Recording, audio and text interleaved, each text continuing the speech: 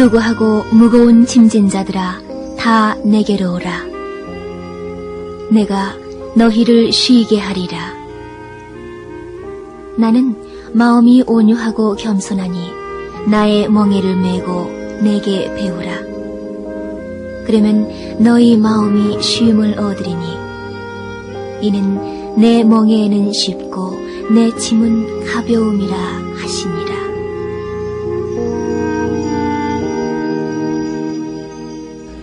오늘 저는 여러분과 함께 하늘 보고 땅 보고라는 제목으로 은혜를 나누고자 합니다. 에덴 동산 밖에서 태어난 사람들은 이 세상에 태어날 때부터 벌써 문제를 안고 태어납니다. 문제 속에서 삽니다. 문제의 살림 속을 헤쳐가며 일생을 살다가 관 속에 들어갈 때도 문제를 가슴에 안고 관 속에 들어가는 것입니다. 어떠한 사람들도 이 세상에 사는 사람들은 문제를 회피하고 살아갈 수가 없습니다. 그런데 어떠한 사람들은 문제에 부딪힐 때 그 문제를 잘 해결하고 오히려 문제를 통해서 더 신앙도 강해지고 더 큰 성공과 승리를 가져오는 사람들이 있는가 하면 다른 사람들은 문제에 부딪혀서 아예 박살이 난 사람이 있습니다. 오늘 저는 여러분과 함께 주를 믿지 않는 사람이 어떻게 문제에 대처해야 될까 하는 것에 대한 모색이 아니라 예수를 사랑하고 하나님을 믿는 사람들이 우리가 문제에 부딪힐 때 어떠한 삶의 자세와 태도로서 문제를 해결해 나가야 될 것인가, 이것에 관해서 여러분과 함께 하나님 말씀을 찾아보고자 하는 것입니다. 첫째로, 문제가 우리에게 부딪히면 대개 제일 첫째 반응이 왜 내가 이런 문제를 당해야 하냐, 왜, 무엇 때문에, 그러한 마음에 반발감 섞인 질문이 튀어나오는 것입니다. 여러분, 원망과 짜증과 부정적인 마음의 태도를 가지고서 문제에 대한 반응을 하는 것은 이건 대단히 좋지 않습니다. 성경 말씀 가운데 보면 하나님께서 이스라엘 백성을 인도하여 적과 꿀이 흐르는 가나안 땅으로 데려가려고 했는데 따라 나온 이스라엘 백성들이 어려운 문제에 부딪히기만 하면 하나님을 원망하고 모세를 원망하고 짜증을 내고 투정을 하고 반발을 했습니다. 그것이 한두 번이 아니라 이스라엘 백성들은 아주 규정적으로 문제에 부딪히면 그러한 태도와 자세를 취했었습니다. 그렇기 때문에 하나님께서는 나중에 참다 견디지 못해서 이스라엘 백성들을 다 버리고 말았던 것입니다. 여러분, 문제가 우리에게 다가오면 우리 크리스찬들은 당연히 있을 것이 왔다는 것을 생각하고 최선을 다해서 문제에 부딪혀보겠다는 그런 태도를 취해야 하는 것입니다. 문제 없는 인생이 있나요? 문제가 다가오면 이거 당연히 올 것도 왔. 왜 남에게는 이런 문제가 안 다가오는데 내게만 다가오느냐, 이런 말할 필요 없습니다. 좌우간 내가 이 세상에 사는 이상 내게 이런 문제가 다가올 수 있다. 그러므로 이 문제에 대한 긍정적이고 창조적인 태도를 취하면서 문제를 받아들이고 거기에서 우리 최선을 다해서 문제를 해결하려고 애를 써야만 될 것인 것입니다. 여러분, 성경에 보면 이스라엘의 12정탐꾼이 가데스 바네아에서 가나안 땅에 들어가서 40일 동안 정탐한 사실에 대한 이야기가 있습니다. 그들이 40주 40야 가나안 땅을 정탐하고 난 다음 기다리고 있는 모세와 백성들에게 나와서 보고를 했습니다. 그런데 그 중에 10명은 아주 문제에 대해서 비관적인 보고를 했습니다. 우리가 가나안 땅에 가보니까 그곳에 산은 높고 골은 깊었다. 그곳에 성벽은 높고 그곳에 사는 백성들은 네피림의 후손 아낙 자손 대장부들이 사는데 우리가 비교해보니까 마치 우리는 여찌새끼 같다. 그 땅은 거민을 삼키는 박토였다. 우리가 그 땅에 들어가서 점령도 못할 뿐 아니라 우리의 처자가 다 포로가 될 것이다. 우리 도로 장관을 세워서 애굽 종살이로 돌아가는 것이 좋겠다. 문제에 부딪혀서 아주 비관적이고 파괴적인 짜증스러운 그런 보고를 냈습니다. 이런 보고를 듣자 이스라엘 백성 전체가 그만 다리를 뻗고 땅을 치고 울며 통곡을 했습니다. 그리고 또 하나님을 원망하고 모세를 원망하여 가로되 우리를 어디 죽을 데가 없어 가나안 땅에 데려와서 종과 포로가 되어서 죽게 하느냐고 탄식을 했습니다.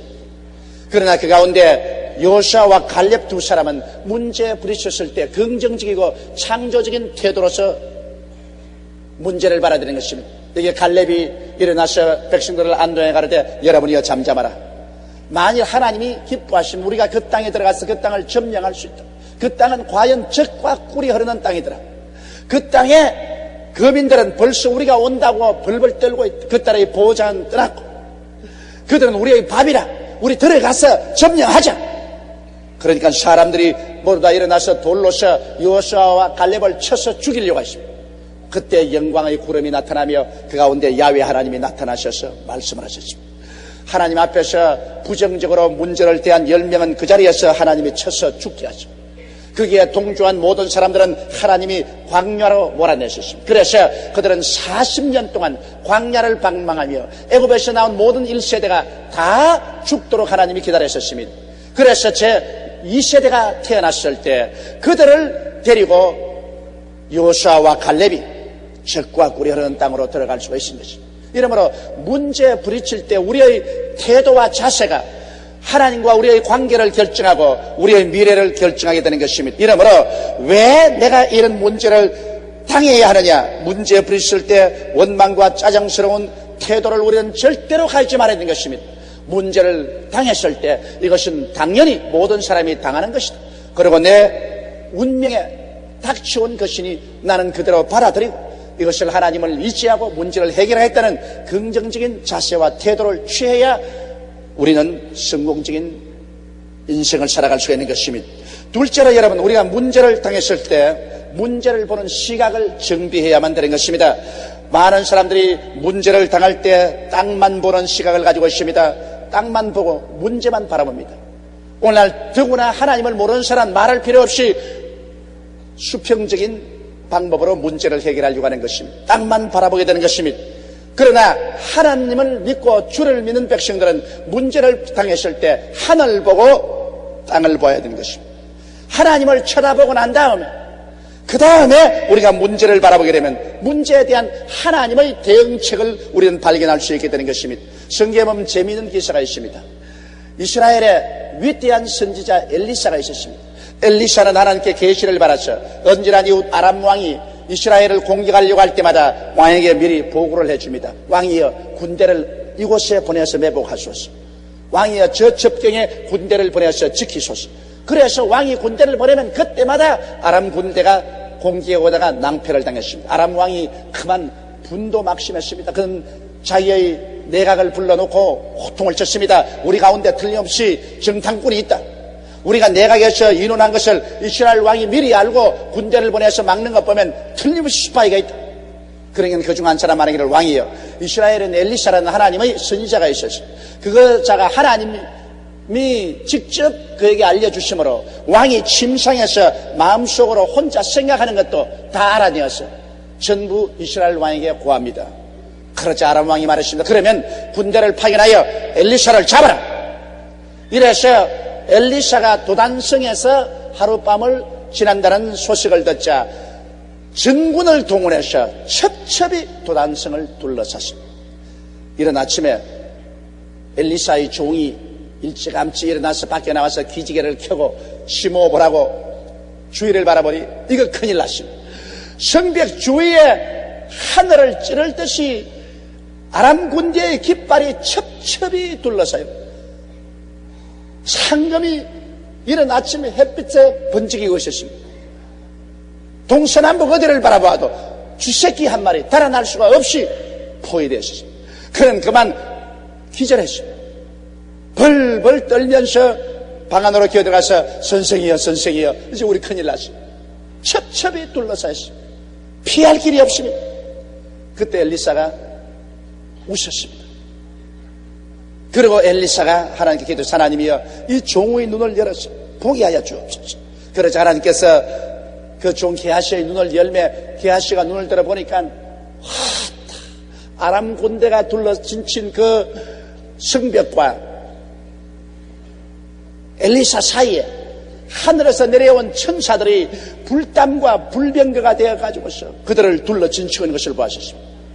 하늘을 쳐다보고 그 다음 땅을 내려다보니 아람 군대 아무것도 아니었습니다. 그래서 게하시도 안심을 하고 엘리사는 하늘 쳐다보고 땅을 내려다보고 하나님의 지혜와 지식과 능력을 가지고 그 문제를 아주 깨끗이 해결해버리고 말한 것입니다.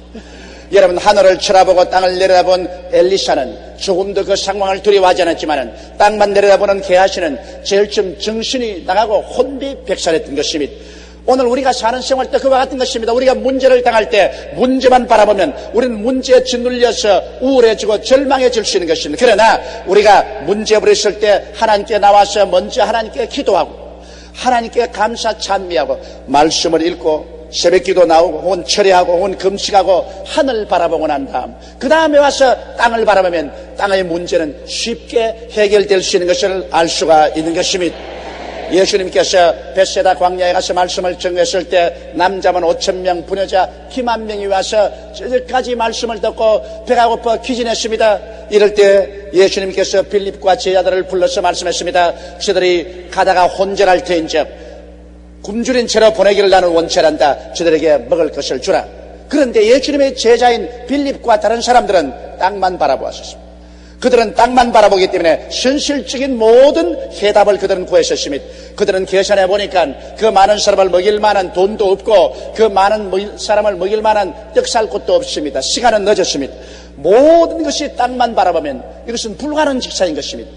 그래서 빌립은 예수님께 와서 주여, 이 사람들을 먹일 만한 돈도 없고 떡 살 곳도 없고 시간도 늦었으니 흩어서 그들 각자 동료로 가서 먹을 것을 찾게 하는 것이 좋겠나이다. 이런 충고를 했습니다.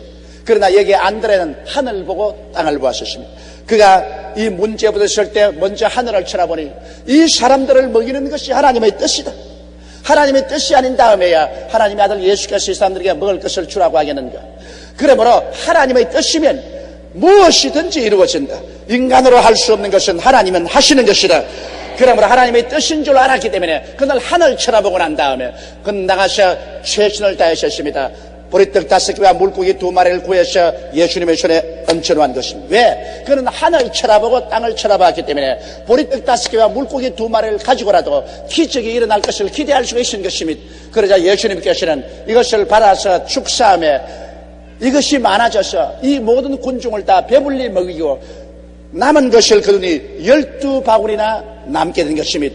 이러므로 여러분, 우리들은 언제나 문제 부딪힐 때 하나님 앞에 엎드려 기도함으로 말미암아 하나님의 계획과 섭리를 알고 난 다음 문제에 대처하게 되면 쉽게 문제를 해결할 수가 있는 것입니다. 이러므로 문제를 당할 때 땅만 보고 문제를 해결하려고 하는 사람은 언제나 수렁에 빠지고 맙니다. 하늘 보고 땅을 보면 하나님의 지혜와 지식과 총명과 능력을 받아서 문제를 해결할 수가 있게 되는 것입니다. 셋째로 이제 문제와 우리 하나님께 관해서 알아보고자 하는 것입니다. 하나님은 인생의 문제에 관해서 관심을 가지고 계시지 않을까요? 어떤 사람 말하기를 하나님은 천지와 만물을 지으시고 난 다음엔 그만 귀찮다고 우주를 떠나버리고 말았다고 그럽니다. 또 다른 사람들은 하나님은 우주를 지으셨으나 우주의 만사에 대해서 무관심하다고 말하는 사람도 있습니다. 실제로 그럴까요? 여러분, 하나님께서는 여러분과 저에게 관심이 없었으면 왜 그 아들 예수님을 보내주셨을까요? 성경에는 하나님이 세상을 이처럼 사랑하사 독생자를 주셨으니 누구든지 저를 믿으면 멸망하지 않고 영생을 얻으라고 말씀한 것입니다. 하나님은 여러분, 우리 개인에 대해서 깊은 관심을 가지고 계십니다. 그렇기 때문에 고린도 전서 2장 9절에 보면 하나님이 자기를 사랑하는 자를 위해서 예비해 놓은 모든 것은 눈으로 보지 못하고 귀로도 듣지 못하고 마음으로도 생각지 못했다함과 같으니라. 그러나 하나님께서 이 모든 것을 성령으로 우리에게 보여주셨나니 성령은 하나님의 깊은 것이라도 통달하시나니라고 기록되어 있는 것입니다. 하나님께서는 이미 여러분에게 문제가 다가오기 전에 문제가 다가올 줄 알고 그 해결의 방법을 예비해 놓고 기다리고 계신다고 성경은 말씀하고 있는 것입니다. 이스라엘 백성이 홍해수가에 왔을 때 장렬한 홍해수에 부딪혀 갈 길이 아득한데 뒤에 애굽의 군대가 질풍처럼 밀려왔습니다. 그들은 절망에 처했습니다. 그러나 하나님은 이미 물 가운데 길을 예비해 놓고 있었습니다. 이스라엘 백성들은 길이 없다고 통곡을 하고 하나님과 모세를 원망했지만 벌써 하나님은 오래전에 홍해수 가운데 길을 예비해 놓으셨습니다. 때가 오매 하나님께 부르짖으며 모세의 기도를 듣고 하나님은 홍해수를 갈라서 홍해수 가운데 예비하신 신장로를 들여 보내주셨습니다. 누가 그것을 눈으로 보고 귀로 듣고 마음으로도 생각했을까요? 이스라엘 백성이 수르 광야를 지나다가 목이 말라서 발부둥을 쳤었습니다. 연못을 발견하니 써서 마실 수 없는지라 모르다 원망하고 탄식할 때도 벌써 모세는 하나님께서 문제 해답을 예비하고 있는 것을 알고 기도하니까 하나님은 벌써 이스라엘 백성이 그곳에 와서 쓴 물을 마시고 몸부림치고 원망할 줄 아시고서 그 물을 달게 만들 나무가지를 연못가에 이미 예비해 놓고 있었습니다. 기도를 하지 않은 사람은 그것을 발견하지 못해도 기도를 하는 사람은 그것을 발견할 수가 있는 것입니다. 모세가 기도하며 하나님이 한 나무가지를 지시하는지라 그 나무가지를 꺾어서 물을 던지니 물이 달아졌습니다. 하나님은 성령을 통해서 문제에 대한 해답을 예비해 놓았기 때문에 성령은 기도하는 사람과 교통하지 기도하지 않은 사람하고는 교통하지 않습니다. 이러므로 하나님께서는 오늘 이 시간 여러분의 크고 작은 문제에 대한 해답을 벌써 창세 이전에 예비해 놓고 계신 것입니다. 이러므로 여러분께서 하나님을 찾으면 문제를 해결할 수 있습니다. 문제에 부딪힐 때 인간을 찾지 말고 하나님을 찾아야 되는 것입니다. 하나님께서 그 해답을 가지고 있습니다. 그렇기 때문에 성경 말씀에 하나님께서는 마태복음 11장 28절에 수고하고 무거운 짐진 자들은 다 내게로 오라 내가 너희를 쉬게 하려고 말씀하신 것입니다. 하나님께서 책임져 주시기 때문에 내게로 오라고 그랬지, 수고하고 무거운 짐을 짊어진 책임도 안 지면서 내게로 오라고 하면 얼마나 사리에 합당치 않은 말인 것입니다. 하나님께서는 내가 책임져 주겠다. 그러므로 수고하고 무거운 짐을 가지고 내게로 와서 내게 맡겨 놓아라. 그러면 내가 너희를 쉬게 하겠다고 말씀하는 것입니다. 하나님께서는 여러분이 짐을 맡겨 주시기를 원하시는 것입니다. 그러면 하나님께서 맡아서 문제를 해결해 주겠다는 것입니다. 그러나 사람들은 좀처럼 하나님께 와서 맡기지 않습니다. 혹시 하나님께 맡겼다가 안 되면 어떻게 할까 걱정을 합니다. 저는 저희 머리에 지금도 생생하게 기억난 내 어린 시절이 기억납니다. 어린 시절 제가 자란 우리 집은 큰 대청마루가 있었는데 그 마루하고 밑에 신발장하고는 상당히 높이의 차이가 있습니다. 그런데 제가 어릴 때 저희 아버님께서 그 밑에 서서 저보고 하는 말이 용기야 뛰어라 내가 받아줄게 뛰어라. 제가 아버지가 날 받아줄 줄 믿기는 하지만은 그러나 혹시 안 받아주면 어떻게 하나 싶었어. 아주 마음이 조마조마했습니다. 지금도 제가 기억납니다. 아버지 뛴다 뛰어 하나 둘 아이 못 뛰겠어. 뛰어 내가 받아준다 받아준다니까 뛰어 그럼 뛴다 하나 둘 아 못 뛰겠어. 그거 뛰면 받아주실 것인데 그걸 왜 내가 못 뛰나 말이야. 그거 안 믿어진다는 겁니다. 그냥 눈 딱 감고 맡기면 뛰는데 몇 번이나 그렇게 시도하다가 나중에는 그냥 눈 딱 감고 활짝 뛰니까 탑석 받아준다.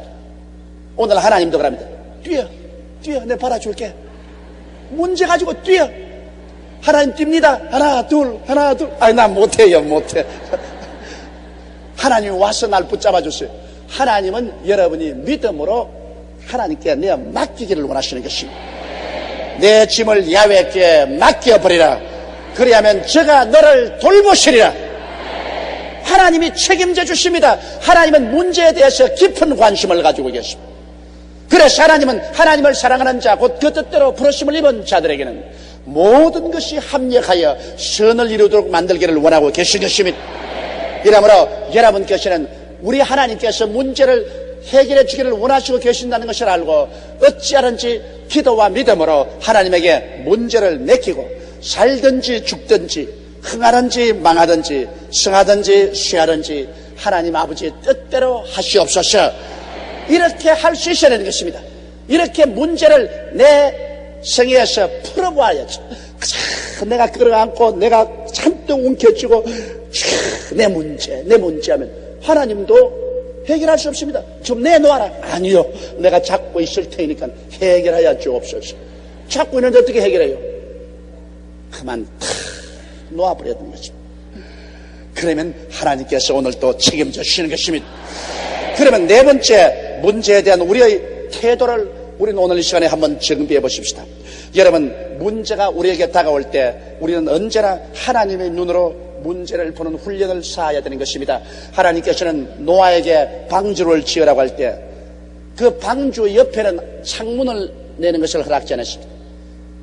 옆에는 창문이 없고 오직 뚜껑을 덮어놓은 천정에만 창문을 내라고 했습니다.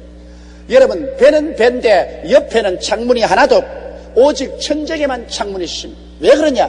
홍수가 나서 그 홍수가 온 세계 창이랄 때 산꼭대기조차도 안 보이는 거대한 홍수가 진 곳에 인력 편주와 같이 방주 한 주만 떠서 동실동실 땡기면 만일 노아와 그 식구들이 창문을 통해서 옆을 바라보았다면 살아남기 전에 기절초풍을 하고 심장마비가 걸려 죽고 말았을 것입니다. 세상에 5천지가 물에 다 덮였구나. 이제 우리 산들 무슨 소용이 있느냐? 우리에게 희망이 없다. 절망할 것입니다. 그러나 노아와 그 식구들은 아침에 깨어나도 옆으로는 창이 없으니까 위로 있는 창이 열렸으니 하나님만 쳐다보는 것입니다. 문제는 하나님 보고 문제를 바라보는 그런 시각을 우리는 언제나 가져야 되는 것입니다. 그리고 문제가 다가오면 여러분 우리는 그 문제를 통해서 자아가 먼저 변화를 받아야 되는 것입니다. 먼저 문제 부딪힐 때 자기의 잘못을 회개할 줄 알아야 되는 것입니다. 이런 문제가 내게 다가올 때는 그 무언가 내 생애 속에 잘못된 것이 있지 않은가, 내가 주님 중심으로 살지 못하고 헌신하지 못하고 주님의 뜻대로 생활하지 못하기 때문에 이런 문제가 다가온 것이 아니겠는가. 이래서 우리 예수 믿는 사람은 문제가 다가올 때 그 문제를 말미암아 하나님이나 부모나 나라나 이웃을 원망하지 말고 자기의 잘못을 회개하는 기회를 삼아야만 되는 것입니다. 그래서 진실로 통회하고 잡아가고 자기의 모자랄 것을 회개하고 그 다음에는 하나님 앞에서 깨어져야 되는 것입니다. 내 고집대로 살아는 것을 완전히 포기하고 문제에 부딪힐 때 우리는 깨어져 버려야 됩니다. 이 세상에 깨어지는 것보다 좋은 것이 없습니다. 자꾸 자기 이론 세우고 자기 고집 세우고 왜 이러냐 하는 사람은 그 사람은 희망이 없는 사람입니다. 문제에 부딪히면 깨어져 버립니다. 하나님 앞에 완전히 손들고 천부여 어찌하옵소서 손들고 옵니다. 주 나를 박대하시면 내 어디 가리까. 두 손 들고 하나님께 나와버려야 되는 것입니다. 문제가 오는 것은 이렇게 우리를 깨뜨리기 위해서 오는 것이기 때문에 깨어져야 되는 것입니다. 그러고 난 다음에 하나님 앞에 겸비하게 그 문제를 다 내놓는 것입니다. 원래 여러분 일은 사람의 것이 아닙니다. 원래 일은 하나님의 것입니다. 성경 예레미야서 33장 3절에 뭐라고 말했습니까? 일을 행하는 야훼, 그 일을 지어 성취하는 야훼가 이같이 이르노라. 너희는 내게 부르시라. 내가 내게 응답하겠고 크고 비밀한 일을 내게 보여주리라. 그러므로 일을 지은 분도 하나님이시요, 그 일을 해결하는 분도 하나님이신 것입니다. 실상에 일은 하나님의 것이요 여러분과 나의 것이 아닙니다. 이러므로 일은 전부 다 하나님께 맡겨버려야 되는 것입니다. 여러분의 남편도 하나님의 것이고 여러분의 아내도 하나님의 것입니다. 여러분의 자식들도 실상 여러분의 것이 아니라 하나님의 것인 것입니다. 여러분의 무엇을 먹을까, 무엇을 입을까, 무엇을 마실까 하는 일도 하나님의 일인 것입니다. 그렇기 때문에 성경에 그 나라와 그 일을 먼저 구하라. 그리하면 이 모든 것을 너에게 도하시라고 하나님께서 말씀하는 것입니다. 실상은 일은 하나님의 것이기 때문에 우리는 하나님 앞에 우리 자신을 내어 맡기고 모든 일을 하나님 앞에 겸비하게 내어 맡기는 그러한 삶의 태도를 취해야 하는 것입니다. 그러고 난 다음에 하나님의 도움을 간구하십시다. 그러면 하나님께서는 우리에게 직접적인 지혜를 주셔서 문제 해결 방식을 허락해 주셨는지, 그렇지 않은 간접적인 섭리를 나타내어서 혹은 사람을 보내어서 환경을 통해서 문제를 해결해 주는 것입니다. 조급한 마음 품지 말고 우리는 기도하면서 하나님 앞에 잠잠하고 참아 기다리면 하나님의 때가 오면은 반드시 하나님의 손길이 나타나서 문제가 해결되는 것입니다. 많은 문제를 당하고 그 문제를 해결하고 가는 동안 우리는 인격적으로 성숙해지고 또 하나님의 섭리를 더욱 깊이 깨닫게 되고 신앙도 깊어지게 되는 것입니다. 문제를 화가가 쓰는 캔버스에 비유한다면 그 문제를 해결하는 하나님은 그 캔버스 위에 그림을 그리는 화가와 같은 것입니다. 문제와 하나님의 능력이 합쳐질 때 아름다운 작품이 만들어지고 수많은 사람들에게 하나님이 살아계신 증거를 전달하고 사람들의 마음에 위로를 주고 믿음을 주는 간증을 할 수 있는 역사적인 사건이 되는 것입니다. 문제는 하나님 없이 해결하려고 할 때는 나쁘고 우리를 파멸할 수도 있지만은 하나님과 더불어 문제를 해결할 때는 이것은 하나님의 능력이 나타나는 하나의 좋은 동기와 계기가 될 수 있는 것입니다.